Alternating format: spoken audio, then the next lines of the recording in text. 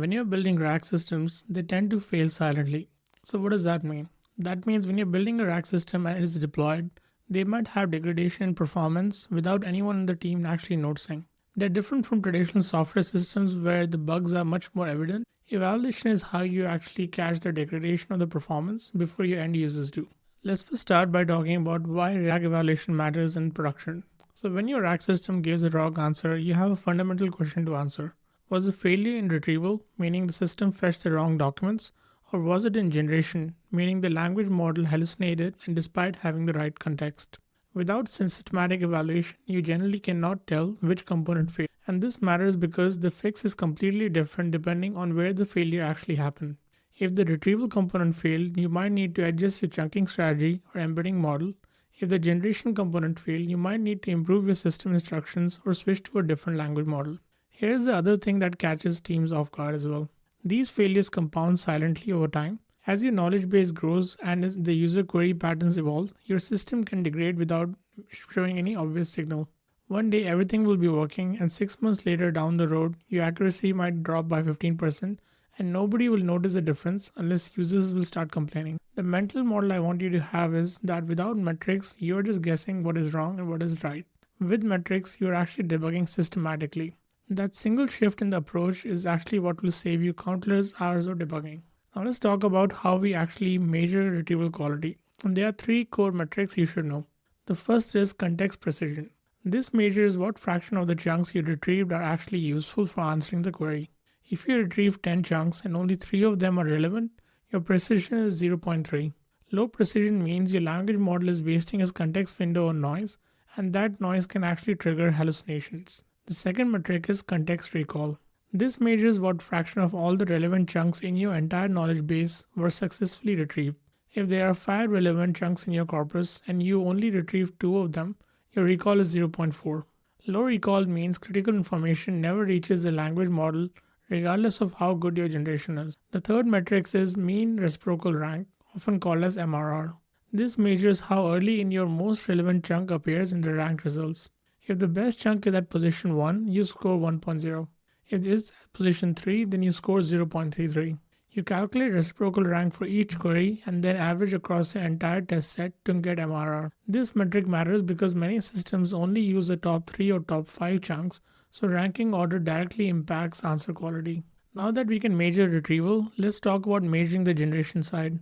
The first and most important metric is faithfulness. This measures whether every claim in the generated answer can be traced back to the retrieved context. If the model makes a statement that is not supported by any retrieved document, that is a faithfulness violation, which is another way of just saying that the model hallucinated. The key thing to understand is that faithfulness is a reference free. You do not need to ground truth answers to measure it. You only need the retrieved context and the generated response. The second metric is answer relevance. This measures whether the response actually addresses the question that was asked. A response can be completely faithful to the context, but it still might miss the point of the question entirely. Like faithfulness, this metric is also reference free. The third metric is answer correctness. This compares the generated answer against a ground truth answer using semantic similarity. Unlike the first two metrics, this one requires a labeled dataset with known correct answers. Building that dataset will take effort, but it will give you the most direct measurement of whether your system is actually giving correct responses. Now let's talk about how to actually build the evaluation dataset that makes all of this possible. The foundation is creating what I call triplets. Each triplet contains a question, the expected answer, and the IDs of the chunks that should be retrieved to answer that question. These triplets are what allow you to calculate both relevant metrics like recall and generation metrics like correctness. Here's my recommendation on what to include. Start with common queries that represent your typical user traffic, then deliberately add edge cases. You should be including ambiguous questions where the intent is not clear. You should also be including multi-hop reasoning questions that require information from multiple chunks, and also include out-of-scope questions where the correct behavior is to just say, I don't know. The last thing I want to emphasize is that your test set is a living artifact. As your knowledge base grows and as the user behavior evolves, your test set should also evolve as well. Sample from production logs regularly to make sure that your evaluation reflects that how the system is actually being used. Okay, now let's move to the concept from the concepts to the code examples in the next step. Let's talk about implementing faithfulness evaluation in code. The most common approach in production systems is using a technique called LLM-as-Judge.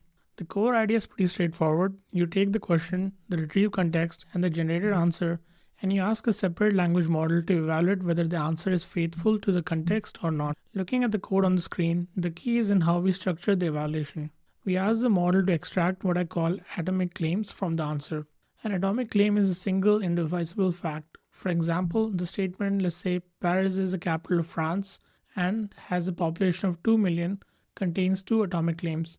We want the evaluator to separate these and then check each one of them individually. For each of the atomic claim, the evaluator classifies as either supported by the context or unsupported by the context. The faithfulness score is simply the ratio of supported claims to total claims. A score of 1.0 means every claim in the answer has a backing and retrieved documents.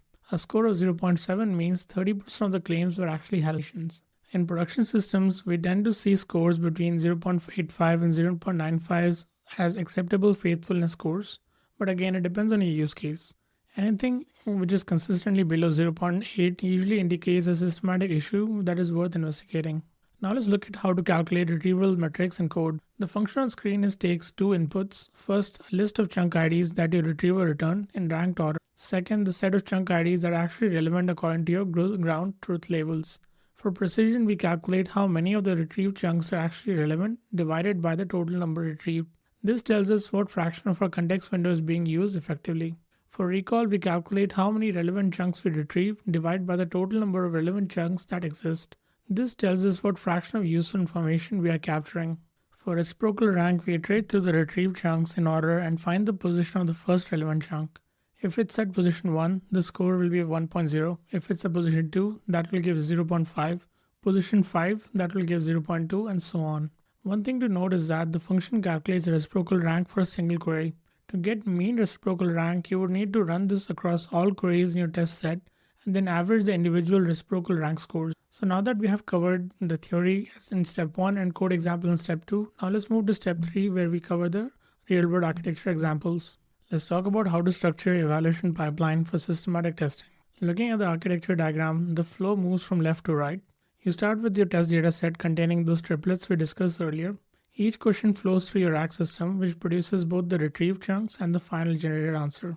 These outputs then go to your evaluators, and here's a key architecture decision. You should have separate evaluators for retrieval metrics and generation metrics. This separation lets you immediately identify which components is underperforming when scores drop. All the scores flow into a metrics dashboard, where you can track trends over time. The goal is to surface regressions immediately. When you deploy a new embedding model or change your chunking strategy, you should see the impact on your metrics within hours, not weeks. The mental model here is that the continuous integration of your RAG system. Just like you run unit tests across your deployed code, you should run evaluation suites before deploying RAG changes. Now let's talk about monitoring your system once it's in production. The challenge with production monitoring is that you cannot evaluate every single request. Running faithfulness checks with LLM-as-Judge at 2 to 5 seconds of latency, and it does cost a lot of money. That is not unacceptable and the hot path. So the architecture on screen solves this with 3 key components. First, you sample production traffic rather than evaluating everything. A statistically significant sample often is between 1 to 5% depending on your volume, and which is pretty sufficient to detect quality degradation. Second, you evaluate asynchronously. The sample requests go to a background evaluation queue that does not impact the user-facing latency. Third, you set up threshold-based alerts. When your faithfulness drops below 0.85 or relevance drops below some defined threshold, the alert triggers and notifies the on-call engineer. The last element, and this is something many teams miss, is a feedback loop. When your async evaluator flags a low quality response, that query and its context should flow back into your test data set. This creates what I call a data flywheel. Your production traffic continuously improves your evaluation coverage, and this is super important for production scenarios. So that covers the RAG evaluation from concepts through code examples and real-world architecture. The key takeaway is this. Evaluation is not optional in production RAG systems. It's the only way to systematically improve quality and catch regressions before your users do.